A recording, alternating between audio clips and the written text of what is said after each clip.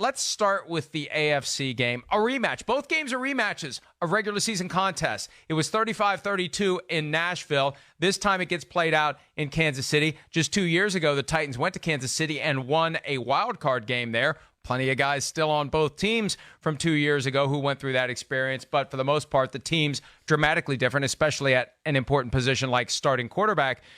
Starting quarterback Patrick Mahomes of the Kansas City Chiefs has been talking this week, specifically at his Wednesday press conference, about last year, about playing through adversity, about things that are going to be relevant on Sunday. So we'll let you hear some of what he said and react to it. And let's begin with that very important question of what he did learn from the experience a year ago when the Patriots beat the Chiefs on their own field in overtime. Here's Mahomes from Wednesday. Last year, they caught us a little off guard with the coverages that they played at the beginning of the game, and we made adjustments and were able to score points later in the game. But you want to make sure that you're just preparing for everything. You know that this is a good defense. They do a lot of different things, play a lot of man, they play a lot of zone, and so you know that they're going to throw different coverages out there against you. And so just trying to prepare yourself for whatever their game plan is and trying to adjust as quickly as possible. And Chris, he's referring to the thing you spotted in the film from last year, the man coverage underneath, the safety who apparently was covering the deep middle of the field, who was shading over to Tyreek Hill's area and shut him down in that game. And the Titans very adept at rolling out different coverages, zone. And man, Kevin Byard, their safety, told me after the 34-13 win over the Browns way back in week 1, we threw every coverage in the book at Baker Mayfield, and it worked. Can it work against Mahomes? Now that he's 2 years in as a starter, he's seen plenty of things.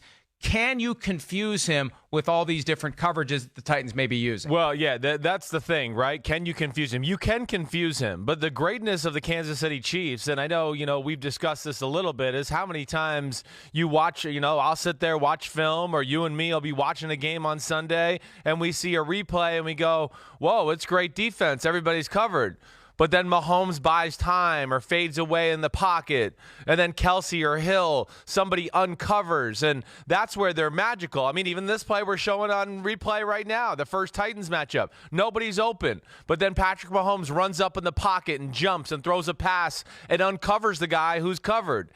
So that's what's frustrating about the Kansas City Chiefs. And he never panics. That's just the way he is. There was a number of plays last week with the Texans. They tried to double Travis Kelsey. He just sticks with it and goes, at some point he'll shake free of this double coverage and I'll fit it in there. And zoom, he fits it in there. So he's not flustered when he is fooled, I guess is what my thing is, Mike. And Tennessee, they do have some of those New England principles. I would think that they're going to try to double Kelsey in certain situations or a Tyreek Hill. But with Kansas City and their talent and their creativity on the offensive side of the ball, it's easier said than done. And the other thing that they have in their favor came from the game on Sunday that saw them rally back from a 24-point deficit. You pick up confidence. You pick up a sense that you're not going to give up, that if you fall behind, it's all going to work out. That's something else Patrick Mahomes addressed yesterday when he was asked about handling the ups and downs, the highs and lows, the twists and turns of big games. Here he is on that topic. The biggest thing is just dealing with adversity. When you're playing in these type of football games, not everything's going to be great. You're not going to get everything the exact way you want it, but you have to find a way to win, find a way to fight. And I felt like this last game definitely prepared us with being down 24-0 of just finding a way to come out on top in the end.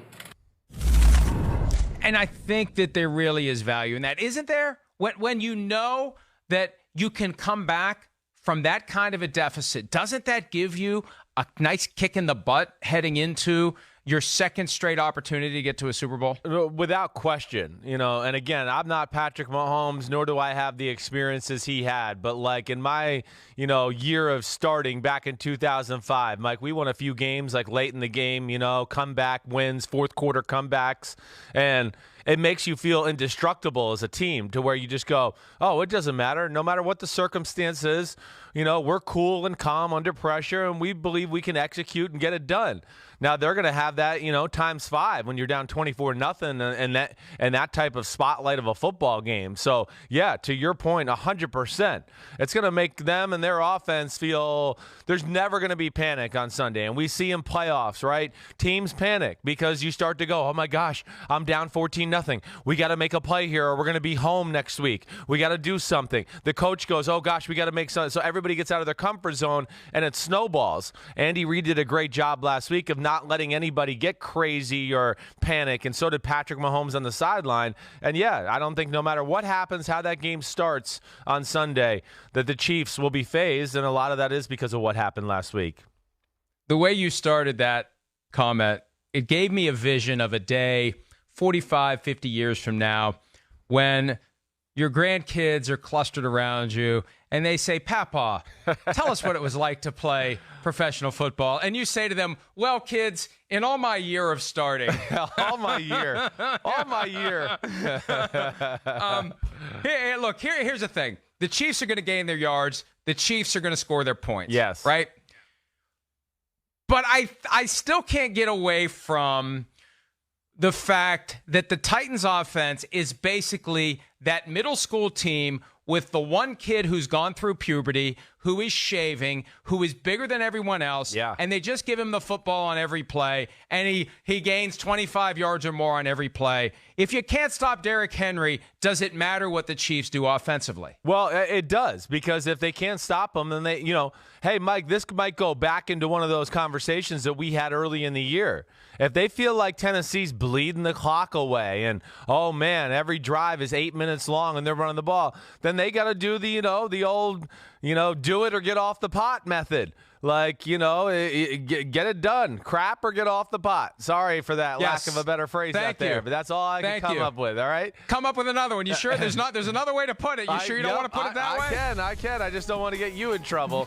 But I do think that Kansas City's got to be wary of that in case that the Tennessee Titans do control the line of scrimmage. They might need to just start going to what we talked about earlier this year. All right, let's blitz. Let's be aggressive. Either we start making some tackles for a loss or he breaks a long run and scores.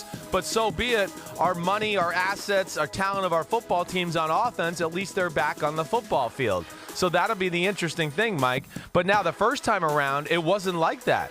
The first time they played, the Kansas City Chiefs dominated the game, really, for the most part. They controlled the ball for 38 minutes. They had 530 yards of total offense. They had 28 first downs. That was Patrick Mahomes' first game back. I watched back that game yesterday.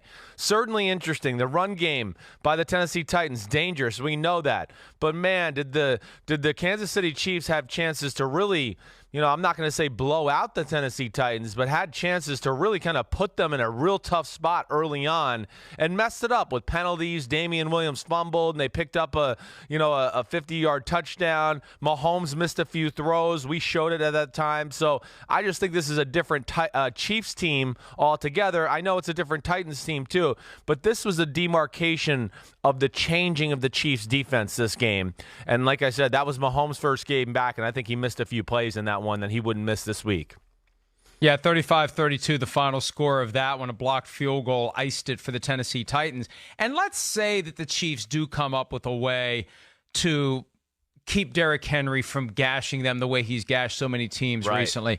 Do we think Ryan Tannehill can do what a guy like Kirk Cousins can't when you take away his running game? Can Tannehill win the game with his arm if Derrick Henry can't win the game with his legs? I think he's a little more scary than Kirk Cousins that way, to where he can make plays off schedule. I mean, we know what kind of athlete he is. He's got a bigger arm than Kirk Cousins too, quite honestly. So I do, and I think, we know A.J. Brown and Corey Davis and Jonnu Smith. Yeah, they're real good too. I'll tell you the other element of this, and this popped in the first game, and this got them started when they were down 10-0. And we saw it last week. Khalif Raymond, number 14 for the Tennessee Titans. He changes their offense a little bit. He gives them another weapon. He really does. His speed, it's a little like that Houston formula when you start to go, whoa, it's Raymond, it's Corey Davis, it's A.J. Brown. That's a pretty good three along with that run game. That could be scary. So I do have faith. But Kansas City's defense is not the defense of last year. They're going to be tougher in the secondary than we're used to. Tennessee wants to run the ball. But I think if it gets desperate, that they can rely on Ryan Tannehill. Yeah, and that Kansas City defense. Remember last year, the narrative for the Chiefs coming out of the season was keep doing what you're doing on offense. if your defense is just a little bit better, a little, right. you're going to the Super Bowl. Right. And it is more than a little bit better. That's the thing. See, yes. Coming up later today, we'll be doing the Mega Picks podcast, and I'm going to have to make a selection, as will you, in both of these games. And, Chris, I've been going back and forth. I was texting my son last night. He eventually told me every possible permutation of Super Bowl representatives. It's like, well, you're guaranteed to be right on one of them, and it's impossible to not keep changing your mind, because I could see either team win this game just like I could see either team win the NFC game. Yeah, I mean, agreed. There's no doubt about it. I mean, the Tennessee Titans, yeah, we all sit here and go, oh, well, you got to stop the run. Well, everybody's been saying that for like the last 6 weeks, and they run for 150 and 180 yards. Like, stopping the run now with the Tennessee Titans is like this. This is where the line has moved to. Can we keep Derrick Henry under 130? When it gets above 130, that's when you're being dominated at the line of scrimmage and you have a chance to lose. But, like, under 130 is like a win for a defense right now. It really is. You got to look at it and go, no, we just don't want them to get 180, 210, something like that. And they're capable of doing that. And that's when they're scary, and that's when they're kind of unbeatable. I like your thought, though. And usually we think of it more in the passing game. Yeah. Sell out, blitz, and if they're going to get you over the top and score a touchdown, fine. We put our offense back on the field. Exactly right. With Derrick. So what do you? I mean, what do you do to sell out to stop the run? Do you put 11 guys at the line of scrimmage? Yeah, you could certainly call those bluffs. There's certain types of blitzes too that are a little more, they're better for the run game as compared to maybe a quarterback blitz where, you just slant the line one way and maybe have one or two guys come off the weak side edge. So now then you have all the gaps accounted for. But yeah, you got 5 or 6 guys shooting upfield after the ball carrier. So yes, it would be something like that. Certainly. But yeah, I think they need to have that fail-safe plan there. Again, too, let's not forget the Tennessee Titans, their pass defense, like, it's nothing special. So Kansas City should not be afraid to get in the shootout. It's the 24th pass defense in football. They haven't been able to cover people all year long. So if it gets into like, oh, wow, it's 10-0 and Tennessee's really grounding and pounding and running the clock, start blitzing, start creating chaos, get your moneymakers back on the field, and that's Mahomes, Watkins, Hill, and Kelsey. And I think the Chiefs have the guys to do it. Now, It would be helpful to have Chris Jones, who continues to be day-to-day with a calf injury. Right. But with Frank Clark, with Tyrann Mathieu, it helps. It does. It gives them a presence they didn't have last year when they were trying to slow down the New England Patriots and ultimately failed to do so in overtime. Hi, I'm Mike Tirico, and thanks for watching. Make sure to hit subscribe for the latest news and highlights from NBC Sports.